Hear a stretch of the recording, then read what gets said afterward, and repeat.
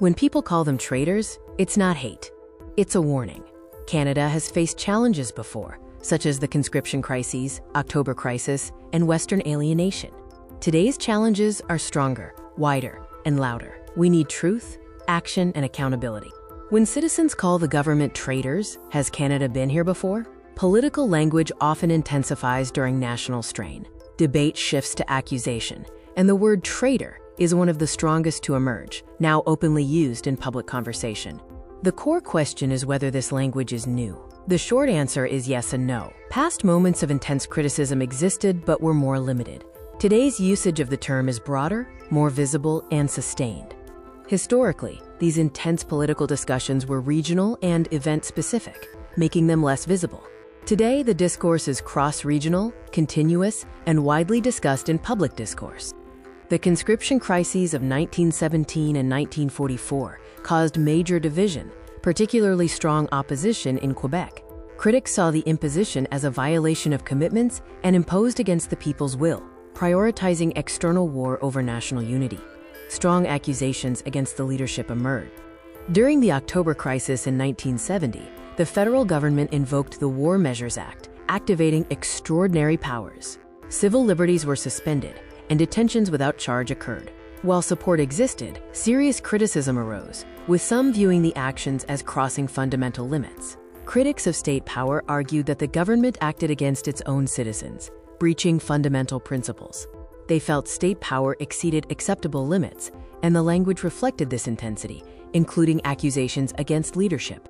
Western alienation involves strong criticism of federal policies in Western Canada, described as exploitative and dismissive of regional concerns. Rhetoric escalated beyond mere disagreement, including claims of federal actions working against parts of the country. What makes today different is not just the strong language, but its pattern. The strong language is appearing across all regions, is repeated over time, and is present in everyday conversations. This is an ongoing situation, not a single crisis. While not all Canadians agree with the term traitor, agreement is not the issue. The key fact is that the word is now regularly used in public discourse. This marks a significant shift in civic language. When the strongest accusations are made, a legal question follows. What can actually be done? In Canada's legal tradition, a mechanism exists, the grand jury, which is rooted in common law. A grand jury is a citizen body not controlled by the government. It has the authority to examine evidence, hear information, and issue presentments where wrongdoing is found. It is a functional and historical institution, not merely symbolic. The grand jury originates in common law and is recognized within Canada's legal tradition. It was not created by statute and is therefore not dependent on one. The key principle is that rights not repealed continue to exist. The grand jury has not been formally repealed. Instead, it has been set aside, not commonly used, and largely ignored. However, it has not been lawfully extinguished. The use of the word traitor signals serious allegations. Such claims require evidence, investigation, and formal assessment. This is precisely the role of a grand jury. The proper function of a grand jury is to gather evidence and hear witnesses to determine if accusations have substance.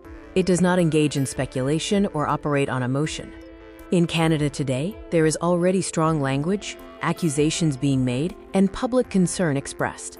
The issue of these serious allegations is no longer theoretical. The turning point is whether this remains a public discussion or moves into lawful examination. This is the distinction between rhetoric and a formal process.